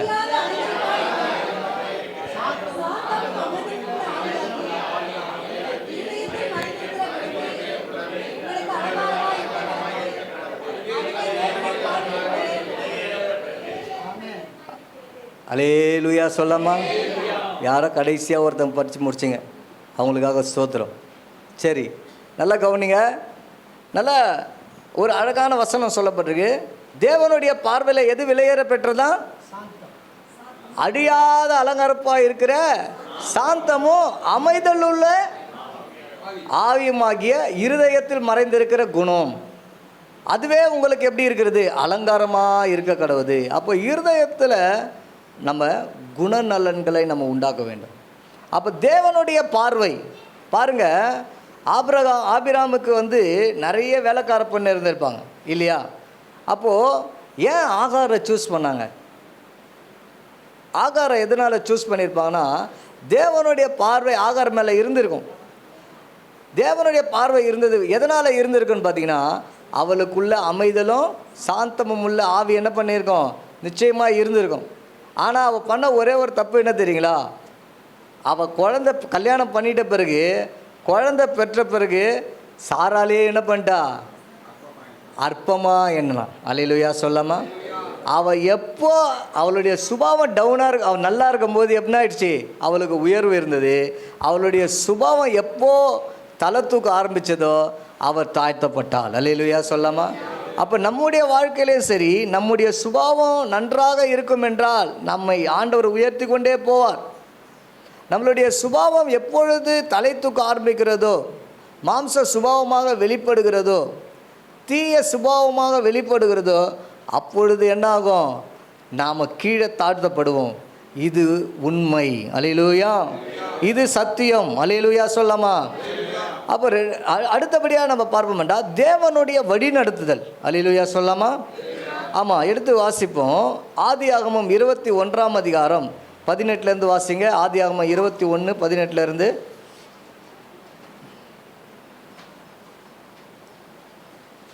நீ எழுந்து பிள்ளையை எடுத்து. ஆமாம், நம்ம படித்தது தான். படிங்க. நீ எழுந்து பிள்ளையை எடுத்து. நீ எழுந்து பிள்ளையை எடுத்து அவனை உன் கையினால் பிடித்து கொண்டு போ. அவனை உன் கையினால் என்ன பண்ணு? பிடித்து கொண்டு போ. அல்லேலூயா சொல்லாமா? இந்த வசனத்தில் உங்களுக்கு என்ன புரியுது? அந்த குழந்தைய அவங்க கொண்டு போகிறது குழந்தை இல்லையா? பிள்ளையை எடுத்து என்ன பண்ணுறாங்க? போகிறாங்க. அவனை சொல்கிற, இவங்க உன் கையினால் அவனை என்ன பண்ணு? பிடிச்சு கொண்டு போ. அல்லேலூயா சொல்லாமா? பிடிச்சுன்னு போ. அவனை என்ன பண்ணுவேன்? நான் ஒரு பெரிய ஜாதி ஆக்குவேன். அல்லேலூயா. நீ ஏன் இங்கே உட்கார்ந்து கொண்டு இருக்கிற? நீ என்ன பண்ணு? அவனை கூட்டு போ. அவனை நான் ஒரு பெரிய ஜாதி ஆக்குவேன். ஆண்டவர் வழி நடத்துகிறார். அல்லேலூயா சொல்லாமா? அல்லேலூயா. அப்போ தேவனுடைய பார்வையிலிருந்தும் தேவனுடைய வழி நடத்துதலிருந்தும் ஒத்தாசை வரும். அல்லேலூயா. அப்போ அந்த தேவனுடைய பார்வை தான் நம்ம பார்த்தோம். எப்படிப்பட்ட பார்வை? நீதிமொழிகள் 3:3 நம்ம பார்த்தோம். அது என்னென்ன காரியம்? கிருபையும் சத்தியமும். அதை என்ன செய்ய? கழுத்தில் பூண்டுகொள். அதனால் மனுஷனுடைய பார்வையில் தேவனுடைய பார்வையிலும் தயையும் நற்பத்தியும் பெறுவாய். அல்லேலூயா. அப்போ அங்கே நம்ம பார்க்குறோம், தேவனுடைய பார்வையிலிருந்தும் தேவனுடைய வழிநடத்துதல். அல்லேலூயா சொல்லமா? தேவன் நம்மை வழிநடத்துகிறார். அந்த 2 காரியங்களிலிருந்தும் நமக்கு ஒத்தாசை வரும். அல்லேலூயா சொல்லமா? அப்போ இந்த மாதத்தில் நமக்கு தேவனுடைய பார்வை நம்ம மேலே படுகிறது மாத்திரமல்ல, தேவனுடைய வழிநடத்துதலுக்கும் நம்ம ஒப்பு கொடுக்க வேண்டும். அல்லேலூயா சொல்லமா? ஆண்டவருடைய நாமத்துக்கு மகிமை உண்டாவதாக. இப்போ நம்ம 3வது காரியத்துக்கு நேராக போக போகிறோம். அல்லேலூயா. அப்போஸ்தலர் நடபடிகள் 9ஆம் அதிகாரம் 3ஆம் வசனத்தில் நம்ம பார்த்தோம். என்ன பார்த்தோம்? தேவனுடைய ஒளியில் இருந்தோம். அதன் பிறகு அப்போஸ்தலர் 9ஆம் அதிகாரம் 9ஆம் வசனத்தில் பார்த்தோம், தேவனுடைய சிச்சையில் இருந்தோம். அல்லேலூயா சொல்லாமா? அல்லேலூயா. ஆமாம், 3வது வசனத்தில் நம்ம என்ன பார்த்தோம்? தேவனுடைய ஒளி. 9ஆம் வசனத்தில் தேவனுடைய சிச்சை. அல்லேலூயா சொல்லாமா? அப்போது இந்த சம்பவமும் நமக்கு நல்லா தெரியும் இல்லையா? நம்ம ஏற்கனவே நம்ம நிறைய படிச்சிருப்போம். சவுல் வந்து என்ன பண்ணார், தமஸ்குவுக்கு போகிறாரு. அப்போது ஒரு ஒளி என்ன பண்ணுது, வானத்திலிருந்து அவரை சுற்றிலும் பிரகாசிக்கிறது என்பதை குறித்து நம்ம பார்த்துருக்கோம். இந்த சம்பவம் நமக்கு எல்லாருக்கும் தெரியும். எல்லாரும் ஒரு அல்லேலூயா சொல்லலாமா? தெரிஞ்சவங்கள ஒரு அல்லேலூயா சொல்லலாமா? ஓகே, இந்த சம்பவம் நம்ம படிச்சிருப்போம். சரி, இப்போ ஓகே, இப்போ குறிப்புக்கு நேராக வருவோம், குறிப்புக்குள்ளே போவோம். தேவனுடைய ஒளியிலிருந்தும் தேவனுடைய சிச்சையிலிருந்தும் நமக்கு என்ன வருகிறது? ஒத்தாசை வருது. சரி, தேவனுடைய ஒளி என்பது எதை காண்பிக்கிறது? எடுத்து வாசிங்க. ஏசாயா தீர்க்கதரிசன புஸ்தகம் 60ஆம் அதிகாரம் 1ஆம் வசனத்தை வாசிங்க.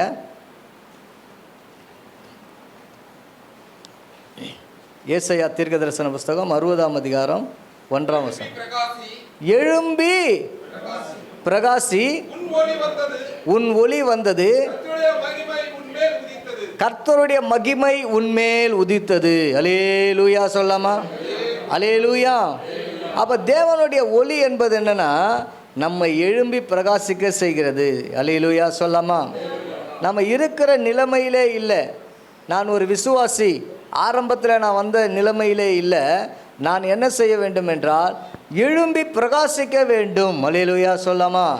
அப்படின்னா என்னன்னா, நான் ஊழியம் செய்ய வேண்டும். அல்லேலூயா.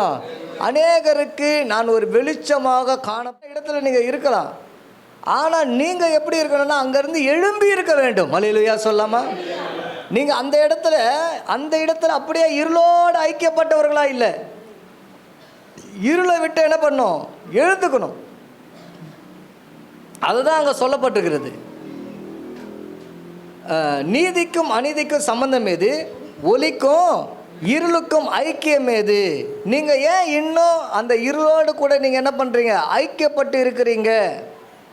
இதனால் ஆண்டவர் என்ன செய்ய முடியலன்னா, உங்களை பிரகாசிக்க செய்ய முடியவில்லை. அல்லேலூயா சொல்லாமா? உங்களை உபயோகப்படுத்த முடியவில்லை. அப்போ நீங்கள் வெளிச்சத்துக்கு வரும்பொழுது தான் நீங்கள் மற்றவங்களுக்கு உபயோகமாக இருக்க முடியும். அல்லேலூயா. இன்னொரு வசனத்தை பார்த்தலாம். 1 பேதுரு 2ஆம் அதிகாரம் 9ஆம் வசனம். 1 பேதுரு 2ஆம் அதிகாரம் 9ஆம் வசனம். நீங்களோ உங்களை அந்தகாரத்திலிருந்து தம்முடைய ஆச்சரியமான ஒளியிடத்திற்கு ஆச்சரியமான ஒளியினிடத்திற்கு வரவழைத்தவருடைய புண்ணியங்களை அறிவிக்கும்படிக்கு. எதுக்காகங்க? அவருடைய புண்ணியம். எதுக்காக? ஆண்டவர் உங்களை என்ன எதுக்காக தெரிந்து கொண்டாரா? நல்லா கவனிங்க, பார்க்குறீங்களா? எதுக்காக? புண்ணியங்களை அறிவிக்கும்படிக்கு தெரிந்து கொள்ளப்பட்ட சந்ததியாயும் ராஜரிகமான ஆசாரிய கூட்டமாயும் பரிசுத்தமான ஜாதியாயும் அவருக்கு சொந்தமான ஜனமாயும் இருக்கிறீர்கள். எல்லாரும் ஒரு அல்லேலூயா சொல்லாமா? அல்லேலூயா சொல்லாமா? அப்ப ஆண்டவர் நம்மை தெரிந்து கொண்டதை எதுக்காக அப்படின்னு பார்த்தீங்கன்னா, அந்தகாரத்தினின்று தம்முடைய ஆச்சரியமான ஒளியினிடத்திற்கு வரவழைத்தவருடைய. அல்லேலூயா சொல்லாமா? நான் அந்தகாரத்தில் இருந்தேங்க, நான் இருளில் இருந்தேன், அறியாமல் இருந்தேன். என்னை அவர் என்ன பண்ணார்னா, ஆச்சரியமான ஒளியின் இடத்துக்கு என்ன பண்ணார்? என்னை வர வைத்தார். அல்லேலூயா. அந்த புண்ணியங்களை அறிவிக்கிறதற்காக. அல்லேலூயா சொல்லாமா? அதுதான் ஆண்டவர் சொல்கிறார், நீ என்ன பண்ண? எழும்பி பிரகாசி. அல்லேலூயா சொல்லாமா? சரி, ஓகே. தேவனுடைய ஒளியை குறித்து நம்ம பார்த்தோம். இப்போ தேவனுடைய சிச்சையை குறித்து நம்ம பார்ப்போம் என்றால் எடுத்து வாசிக்கலாம். எபிரேயர் 12ஆம் அதிகாரம். எபிரேயர் 12ஆம் அதிகாரம் 5ஆம் வசனத்திலிருந்து வாசிங்க.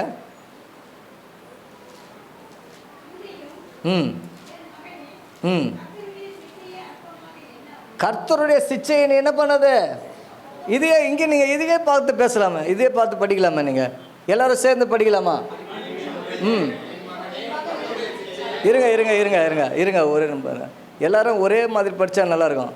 ஒருத்தர் என் மகனேன்றீங்க, அதுக்கப்புறம் இன்னொருத்தர் இன்னொரு மகனேன்றீங்க. அதான் எல்லாரும் சேர்ந்து படிக்கலாமா? சரி. அன்றியும் என் மகனே, கர்த்தருடைய சிச்சையை அற்பமாக எண்ணாதே, அவரால் கடிந்து கொள்ளப்படும் போது சோர்ந்து போகாதே. அடுத்து படிங்க. நெக்ஸ்ட் வசனம்.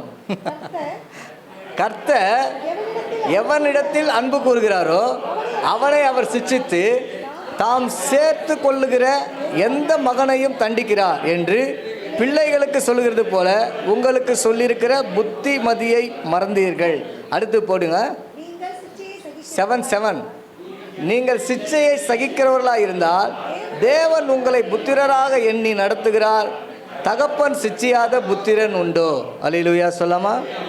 அப்போ தகப்பன் என்ன பண்ணுறாருன்னா, அடுத்த வசனத்தை போட்டுருங்க, 8ஆம் வசனத்தையும், எல்லாருக்கும் கிடைக்கும் சிச்சை உங்களுக்கு கிடையாதிருந்தால் நீங்கள் புத்திரராயிராமல் வேசி பிள்ளைகளாக இருப்பீர்களே. அல்லேலூயா சொல்லாமா? அப்போ ஒரு தகப்பன் வந்து பார்த்தீங்கன்னா ஒரு பிள்ளையை சிச்சிப்பார். தகப்பன் பிள்ளையை என்ன பண்ணுவார்? கொஞ்சிக்கினே இருப்பாரா? எனக்கு தெரிஞ்ச ஒரு பையன் இருக்கான். அந்த பையனை அவன் என்ன கேட்டாலும் வாங்கி தருவாங்க பாருங்கள். அவன் என்ன கேட்டாலும், குழந்தை சின்ன பையன்தான், என்ன கேட்டாலும் வாங்கி தருவாங்க. ஆனால் அவன் வந்து இந்த சாப்பாடை வேஸ்ட் பண்ணுற காரியத்திலலாம் அவங்க அப்பா பின்னுவார். என்கிட்ட சொல்லும்போது சொல்லுவாங்க, அவங்க அம்மா சொல்லும்போது சொல்லுவாங்க, பாஸ்டர் நேற்று புள்ளையை போட்டு இந்த பழுப்புலையே அடித்தார் பாஸ்டர், அந்த மாப்பு கட்டிலேயே போட்டு அடித்தார் பாஸ்டர். ஆனால் எனக்கு தெரியும் அவனுக்கு என்னென்ன தேவையோ, ஐஸ்கிரீம்லேருந்து நல்ல சாப்பாடுலேருந்து நல்ல துணிமணிலேருந்து நல்ல ஸ்கூலில் படி வைக்கணும் எல்லாமே செய்வார். ஆனால் அவன் அடங்காத பட்சத்தில் எதில் தான் விழும்? அடி மாப்பு கட்டில் விழும். மாப்பு போயிடுற அந்த பெரிய கொம்பில் விழும் அடி. அதனால தான் வசனம் சொல்லுகிறது, தகப்பன் சிச்சியாத புத்திரன் உண்டு. அப்போ தகப்பன் யார் அப்படின்னா சிச்சிப்பா. தகப்பன் சிச்சிக்கா விட்டால் அந்த பிள்ளை என்ன பிள்ளை என்று பைபிள் வசனம் சொல்லுது? அது வேசையினுடைய பிள்ளை. தகப்பன் நானே சிச்சிக்கிறதுக்கு அனுமதி இல்லைன்னா அப்போ அது யாருக்கு பிறந்தது? அதனால தான் ஆண்டவர் என்ன பண்ணுறாருன்னா நம்ம சிச்சையின் வழியில் நடத்துகிறார். இப்போ சவுலுக்கு கிடைச்ச சிச்சை என்ன? சவுலுக்கு கிடைச்ச சிச்சை நாங்கள் அப்போஸ்தலர் 9:9 நம்ம பார்த்தோம். என்ன சிச்சை? 3 நாள் பார்வை இல்லாமல் போயிட்டாருங்க. அல்லேலூயா சொல்லாமா? 3 நாள் கண்ணை மூடிட்டார். 3 நாள் கண்ணை மூடியா, அவன் கண்ணை க்ளோஸ் பண்ணு. அந்த ஒளியை பார்த்து 3 நாள் கண் பார்வை போச்சு. அதன் பிறகு தான் ஆண்டவர் அவன் கண்ணு திறக்கிறார். அப்போ நம்மளுடைய வாழ்க்கையிலும் சரி, நம்ம ஆண்டவருக்கு ஒளியில் நம்ம நடந்தோம் என்றால் ஆண்டவர் நமக்கு ஒத்தாசை அனுப்புவார். இல்லை என்றால் தேவனுடைய சிச்சை உண்டாகும். தேவனுடைய சிச்சையில் அவர் என்ன பண்ணுவார்னா நமக்கு ஒத்தாசை அனுப்புவார். அல்லேலூயா. அவர் காயப்படுத்தி காயத்தை என்ன பண்ணுறாரு? கட்டுகிறார். அவர் காயப்படுத்தி காயத்தை கட்டுவார். நம்மளை காயமே படுத்தாத ஒரு தெய்வம் இல்லை. ஒரு பக்கத்தில் தேவன் எப்படி இருக்கிறாரு? அன்பாக இருக்கிறார். இன்னொரு பக்கத்தில் தேவன் எப்படி இருக்கிறாரு? பச்சிக்கிற அக்கினியாக இருக்கிறார். அல்லேலூயா சொல்லாமா? ஆண்டவருடைய நாமத்துக்கு மகிமை உண்டாவதாக. கடைசியாக ஒரு காரியத்தை சொல்லி நான் முடிக்கிறேன். கடைசி பாயிண்ட் 4வது காரியம் என்ன சொன்னேன்? தேவனுடைய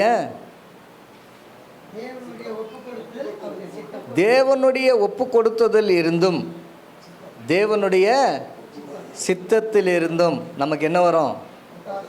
ஒத்தாசை வரும். நம்ம படிச்சிடலாமா? முதலாவது தேவனுடைய ஒப்பு கொடுத்தல். வாசிங்க ரோமர் 8ஆம் அதிகாரம் 32ஆம் வசனம். ரோமர் 8:32.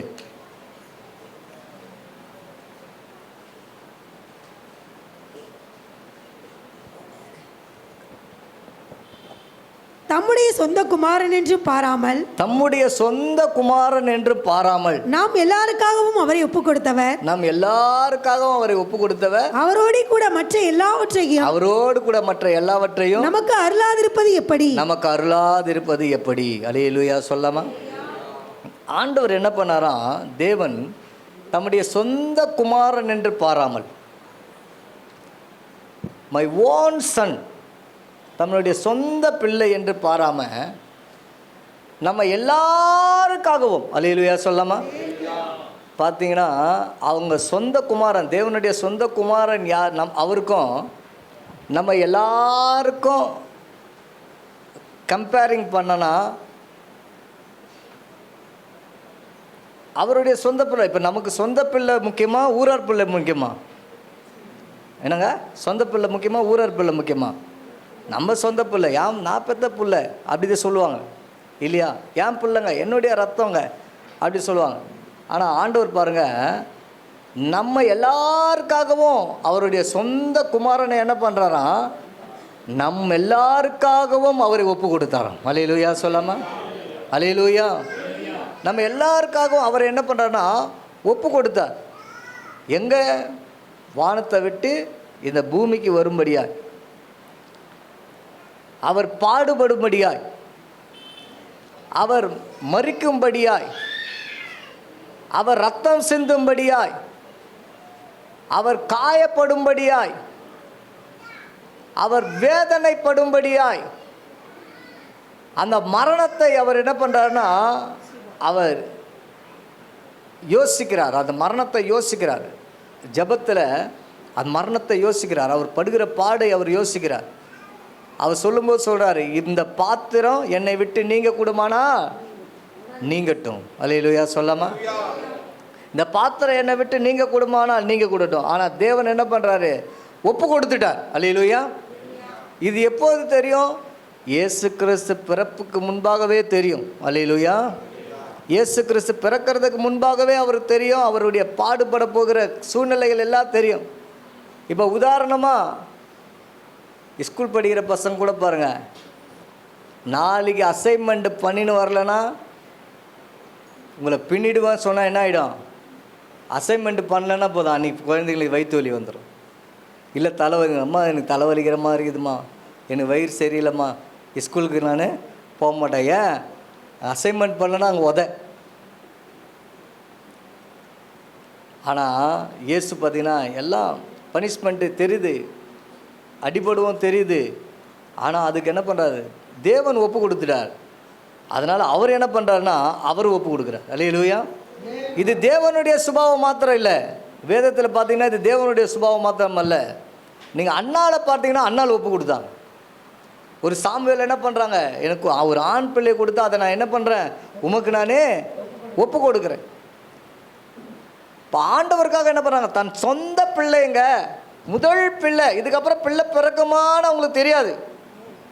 ஏன்னா இந்த பிள்ளையே எப்படி பல வருஷம் கழித்து பிறந்திருக்கு, இதுக்கப்புறம் பிள்ளை பிறக்குமான்னு தெரியல. ஆனால் அவங்க என்ன பண்ணுறாங்கன்னா ஆண்டவருக்காக ஒப்பு கொடுக்குறாங்க. அல்லேலூயா சொல்லாமா? நீங்கள் ஆபிரகாமை குறித்து நீங்கள் பார்க்கும் பொழுது, ஆபிரகாமை குறித்து ஆண்டவர் ஒரு நல்ல வார்த்தை ஒன்று சொல்லுவார். ஆதியாகமம் 22:16 நினைக்கிறேன். வாசிங்க. ஆதியாகமம் 22:16.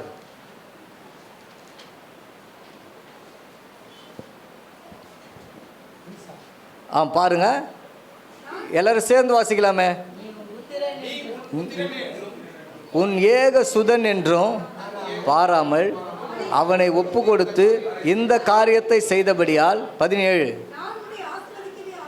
17 நான் உன்னை ஆசீர்வதிக்கவே ஆசீர்வதித்து உன் சந்ததியை வானத்தின் நட்சத்திரங்களைப் போலவும் கடற்கரை மணலைப் போலவும் பெருகவே பெருக பண்ணுவேன் என்றும் உன் சந்ததியார் தங்கள் சத்துருக்களின் வாசல்களை சுதந்திரித்துக் கொள்வார்கள் என்றும். அல்லேலூயா சொல்லாமா? பாருங்க, அவங்க ஒரு பிள்ளையை ஒப்பு கொடுக்குறான், ஆண்டவர் அதை தான் பார்க்குறார். அல்லேலூயா சொல்லாமா? அண்ணாள் ஒப்பு கொடுத்தா, சகோதரி தான் ஒப்பு கொடுக்குறாங்களா? சகோதரி தான் ஒப்பு கொடுக்குறாங்களா? இன்றைக்கி நிறைய சகோதரிகள் ஒப்பு கொடுக்கலங்க. எதை தன் தலையை கூட ஒப்பு கொடுக்க மாட்றாங்க, தான் தலையை மூடுறது கூட தழக்கப்படுறாங்க இல்லையா? தங்களுடைய சரீரங்களை ஒப்பு கொடுக்க மாட்றாங்க. இன்றைக்கும் அதே கொலுசு போட்டு தான் தெரிகிறாங்க. இன்றைக்கும் அதே மாதிரி என்ன பண்ணுறாங்க, நகைகள் ஜுவல்ஸ் போடுறாங்க. இன்றைக்கும் அதே போல் உடம்புல என்ன பண்ண நல்ல உயர்வானதை என்ன பண்ணுறாங்க, அணிந்து கொள்கிறாங்க. இன்றைக்கி என்ன பண்ண மாட்றாங்க, தங்களை ஒப்பு கொடுக்க மாட்றாங்க. சரி, சகோதரி தான் ஒப்பு கொடுத்துருச்சு. சகோதரர் பார்க்குறோம், இங்கே ஆபிரகாமை குறித்து பார்க்குறோம். நீ உன் புத்திரன் என்றும் உன் ஏக சுதன் என்றும் பாராமல். அல்லேலூயா சொல்லாமா? என்ன பண்ணல, அவன் தன் புத்திரனும் பார்க்கல. அந்த வார்த்தையை பாருங்களேன், ஏக சுதன் என்று பார்க்கல, தேவனுக்காக ஒப்பு கொடுக்குறாங்க. அல்லேலூயா சொல்லாமா? இன்றைக்கி நம்ம பிள்ளைங்களை எத்தனை பேர் நம்ம ஊழியத்துக்காக ஆயத்தப்படுத்துகிறோம், கொஞ்சம் யோசித்து பாருங்களேன். எத்தனை பேர் என் பிள்ளைங்களை நான் என்ன பண்ணுறேன், ஊழியத்துக்காக நான் ஏற்பாடு செய்கிறேங்க அப்படின்னு எத்தனை பிள்ளையை நம்ம ஆயத்தப்படுத்துகிறோம். எத்தனை பேருக்கு வசனங்களை சொல்லிக் கொடுக்கும், எத்தனை பேர் ஜபத்தில் நம்ம நடத்துகிறோம். சரி, அது ஒரு பக்கத்தில் இருக்கட்டும். ஆனால் தேவன் என்ன பண்ணார்னா ஒப்பு கொடுத்தார், இயேசு ஒப்பு கொடுத்தார். அதனால தான் சொல்கிறார், இயேசு சொல்லும்போது சொல்கிறார், தேவனே தேவனே என்னை ஏன் நீர் கைவிட்டீர். அல்லேலூயா சொல்லாமா? சரி, அடுத்ததாக பார்க்கும்போது தேவனுடைய சித்தத்தில் இருந்து என்று நாம் பார்க்குறோம். எடுத்து வாசிக்கலாம். சங்கீதம் 135:6. சங்கீதம் 135:6 முடிக்க போகிறேன், செய்தி முடிக்க போகிறேன். வானத்திலும் பூமியிலும் சமுத்திரங்களிலும் எல்லா ஆழங்களிலும் கர்த்தர் தமக்கு சித்தமானவைகள் எல்லாம் செய்கிறார். அல்லேலூயா சொல்லாமா? ஆண்டவர் வந்து பார்த்தீங்கன்னா என்னென்ன காரியத்தில் இருந்து ஆண்டவர் தமக்கு சித்தமானவைகள் எல்லாம் செய்யலாம். எல்லாம் வாசிங்க பார்க்கலாம். வானத்திலும் பூமியிலும் சமுத்திரங்களிலும் எல்லா ஆழங்களிலிருந்தும் கர்த்தர் தமக்கு சித்தமானவைகள் எல்லாம் செய்கிறார். அல்லேலூயா சொல்லாமா? அல்லேலூயா. ஆமாம், இன்னைக்கு பிரசங்கம் நானும் பண்ணுறேன், நீங்களும் பண்ணுறீங்க. அல்லேலூயா.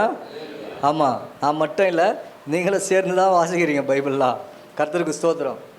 அப்போது ஆண்டவர் பார்த்தீங்கன்னா தமக்கு சித்தமானவைகள் எல்லாம் செய்கிறார் என்று நம்ம பார்க்க முடியுது. நீங்கள் மத்தேயு 7:21 வாசிங்க. மத்தேயு 7:21.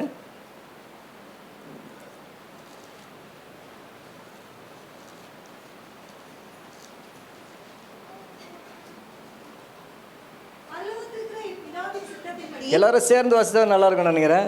நீங்கள் பைபிளில் எடுத்தவங்க ஸ்தோத்திரம், நல்லா கவனிங்க. எல்லாரும் இந்த டிவி பாருங்கள், டிவியில் பாருங்கள். எல்லாரும் வாசிக்கலாமா? சேர்ந்து வாசிக்கலாமா?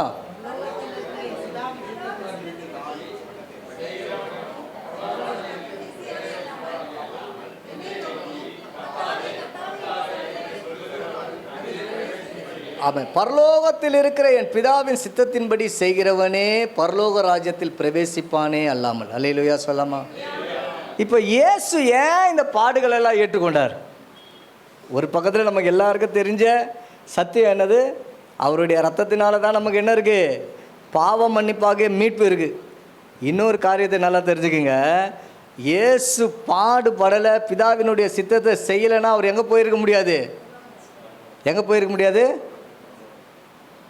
நித்தியத்துக்குள்ளே போயே இருக்க முடியாது. அல்லேலூயா சொல்லாமா? தேவனுடைய ராஜ்யத்துக்குள்ளே அவர் பிரவேசித்திருக்கவே முடியாது. அப்போ அவர் பிரவேசிக்கலைன்னா எங்கே தான் இருந்திருக்கணும்? இந்த பூமியிலேயே அவர் இருந்திருக்க வேண்டியதுதான். அவ்வளவுதான். அவர் பட்ட அந்த பாடுகள் எல்லாம் இங்கே அதை விட பல மடங்கு தான் பட்டிருப்பார். அல்லேலூயா சொல்லாமா? நல்லா கவனிங்க. இயேசு கிறிஸ்து என்ன செய்கிறார்னா பிதாவினுடைய சித்தத்தை செய்கிறார். பிதாவினுடைய சித்தத்தை செய்கிறார். இன்னொரு வசனத்தை நம்ம வாசிச்சிடலாம். மத்தேயு 12:50 வாசிங்க. மத்தேயு 12:50.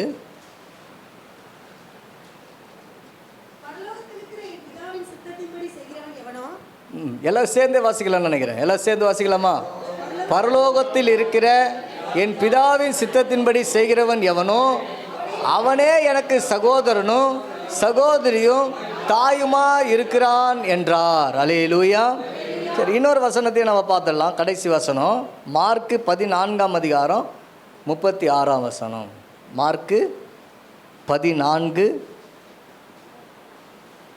மார்க்கு 14:36 படிங்க.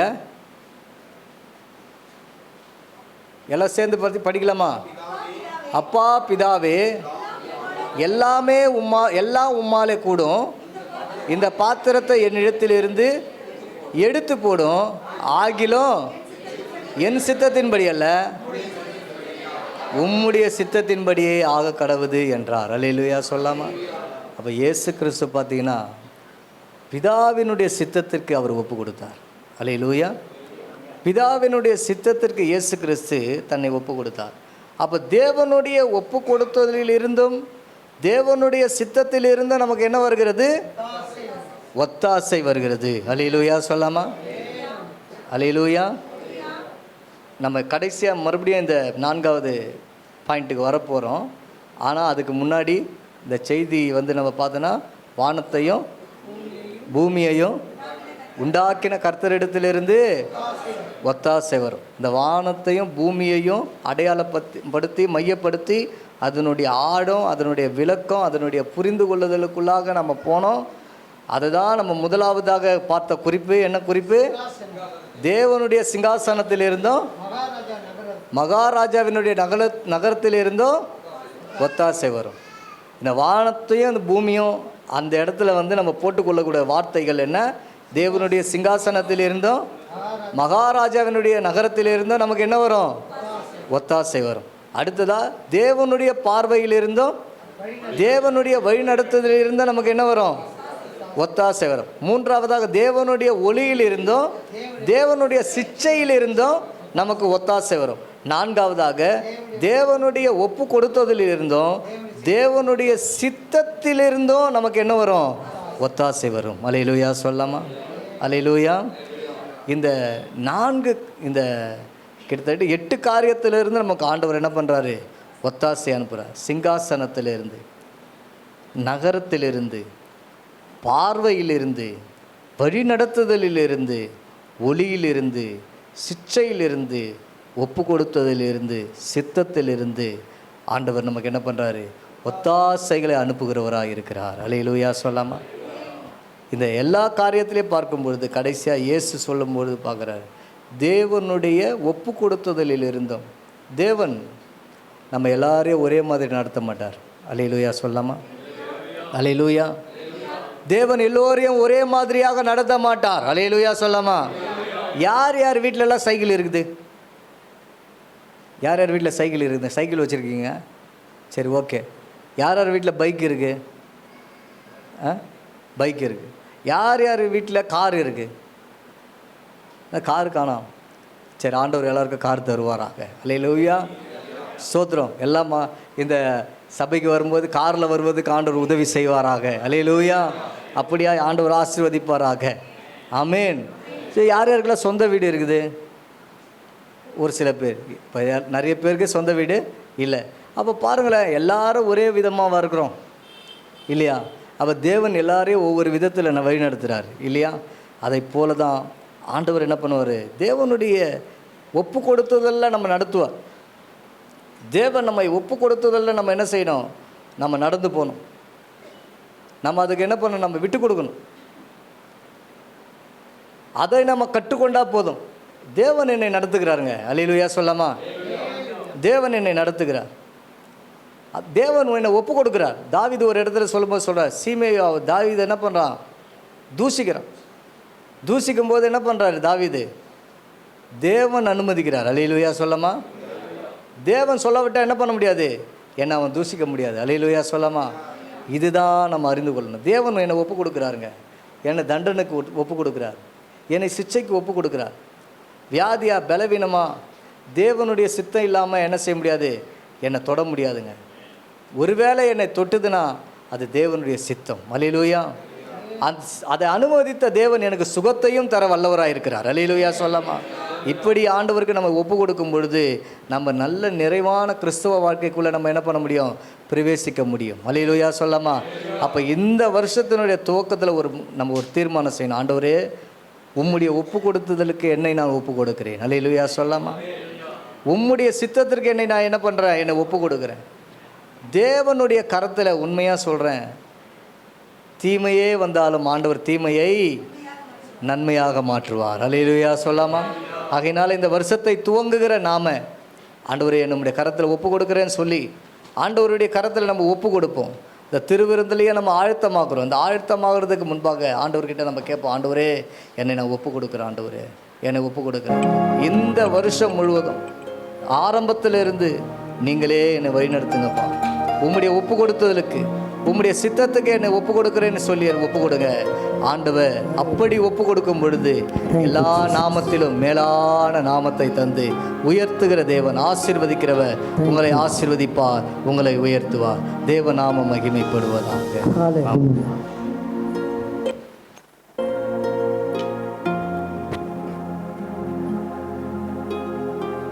Thank you Jesus.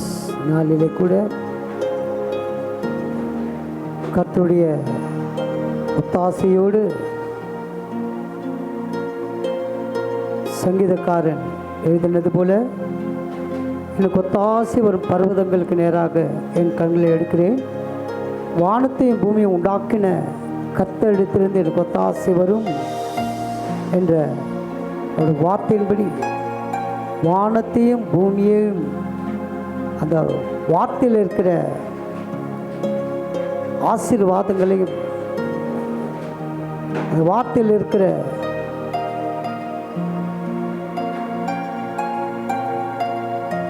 அற்புதங்களையும் அந்த வார்த்தையில் இருக்கிற அதிசயங்களையும் நாம் பெற்றுக்கொண்டோம். ஆண்டவர் நம்மோட நான் ஆரம்பத்திலேருந்தே சொன்னேன், ஆண்டவர் நம்ம வாழ்க்கையில் நெகட்டிவ் என்று நம்ம நினைக்கும் போது அதை அப்படியே பாசிட்டிவாக மாற்றுவார். அல்லேலூயா. நெகட்டிவ் வந்தால் கலங்காதீங்க, அதுதான் நம்மளுக்கு பாசிட்டிவ். ஆண்டவர் பார்வைக்கு அது பாசிட்டிவ், நம்ம பார்வைக்கு அது நெகட்டிவ். அதனால் ஆண்டவருக்கு சிச்சைக்கு நம்ம ஒப்பு கொடுப்போம். சிச்சைக்கு இருந்தால் தான் அவருடைய பிள்ளைகள். அது புத்திரன் என்ன ஆண்டவரே இவ்வளோ சோதிக்கிறேன்னு கேட்டால் அப்போ நம்ம அவருடைய பிள்ளை இல்லை. சோதனையோடு கூட தப்பித்து கொள்ளும்படியான போக்கை உண்டு பண்ணுவார். அந்த அருமையான வார்த்தையிலே இன்று நம்மோடு பேசினார். ஆகார் அந்த இஸ்மாயேலை கொண்டு வரும்போது பாதி வாலிபாங்க, 14 வயது. 13 வயதில் தான் ஆபிரகாமுக்கு அந்த நுனித்தோல் எடுக்கிறாங்க. 13 வயதில். ஈசாக்கு பிறக்கும்போது 14 வயது. 14 வயதோட ஆகார் கூட அனுப்புகிறார். 14 இயர்ஸ், டீனேஜ் தான், பாதி வாலிபன். அப்போது ஆண்டவர் பாறைக்கு அவன் எப்படி இருக்கான்? குழந்தையாக இருக்கிறான், பிள்ளையாக இருக்கிறான், குழந்தையாக இருக்கிறான். 14 வயதுனா எல்லாத்தையும் தாங்கிக்கூடிய ஒரு வயது. ஆனால் ஆண்டவர் அவன் தாகமாக இருக்கிறத ஆண்டவருக்கு என்ன ஆகுது? ஆதங்கம் வருது. ஐயோ குழந்தை தாகமாக இருக்கான். ஆகாரை விட ஆண்டவருக்கு அவன் மேலே ஒரு கரிசனை. ஆகாரை விட தாயை விட நேசிக்கிறவர், தாயை விட நேசிக்கிறவர் கர்த்தர். ஆகாரை விட ஆண்டவருக்கு ஒரு கரிசனை அந்த குழந்தை மேலே. குழந்தை தாகமாக இருக்க உடனே அவள் அழுதபோது யார் கேட்டது சத்தத்தை? பிள்ளையாடி சத்தத்தை தேவன் கேட்குறார். அல்லேலூயா. அதனால் நம்ம காரியத்தில் எது நடந்தாலும் நன்மைக்கு, எது நடந்தாலும் நன்மைக்கு ஆண்டவர்கிட்ட ஒப்பு கொடுங்க. இது அருமையாக நம்மோட இன்று பேசினார் கர்த்தர். இந்த மாதம் முதல் வார திருப்பந்திலே நாம் பங்கு பெற போகிறோம். நான் மறுபடியும் சொல்கிறேன், ஒவ்வொரு வாரமும் தவறாமல் சபைக்கு வாங்க, ஒப்பு கொடுங்க. அப்போது நீங்கள் நடக்காது, முடியாது, பெற்றுக்கொள்ள முடியாது அப்படி நினைக்கிற காரியத்தெல்லாம் நடக்கும். கர்த்தர் சித்தமானது அவருடைய கையினால் வாய்க்கும், அவர் கையினால் வாய்க்கும். ஒப்பு கொடுப்போம். ஒப்பு கொடுத்து இந்த மாதம் அப்பா எங்களுக்கு 2வது ஆசீர்வாதத்தை கொடுத்தீங்கப்பா. உங்கள் சரீரத்தையும் ரத்தத்தை பெற்றுக்கொள்ள எத்தனையோ ஆசீர்வதிங்க ஆண்டவரை. நாங்கள் அவர் நம்மிடத்தில் நம்ம பொண்ணையோ பொருளையோ கேட்கல. கீழ்ப்படிதல் உத்தமம். பலிய இல்லை, கீழ்ப்படிதல். அந்த கீழ்ப்படிந்து இந்த வருடம் முழுதும் ஒவ்வொரு வாரமும் நம்ம ஆண்டவருடைய சமூகத்தில் வரணும். அவருடைய திருப்பந்திலே நாம் பங்கு பெறணும். பங்கு பெற்று ஆண்டவருடைய ராஜ்யத்துக்குள்ளே நாம் கடந்து செல்லும்போது சமாதானத்தோட அப்பா உங்கள்கிட்ட வரப்பா அப்படின்னு சொல்லணும். அப்படி கிருபையை பெற்றுக்கொள்ளணும். கர்த்தர் ஆசீர்வதிப்பார். 1 கொரிந்தியரின் புத்தகம்